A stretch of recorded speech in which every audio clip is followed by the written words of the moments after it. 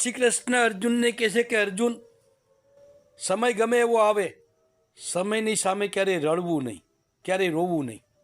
સમયને બદલવાની તમારામાં તાકાત છે, અને બાકી તો દોર બધી મારા હાથમાં છે.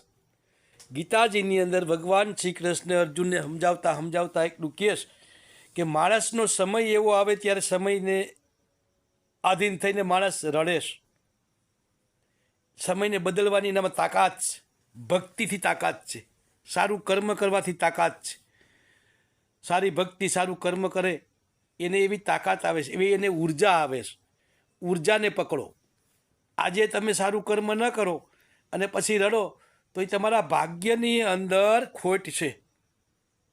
એટલે અર્જુન, હંમેશને માટે કોઈ પણ જીવ હોય, સારું કર્મ કરતો હોય તો ત્યાં હું ઊભો છું, ત્યાં મારો વાસ છે. અને કોઈ પણ જીવ કુકર્મ કરતો હોય ત્યાં મારો વાસ નથી.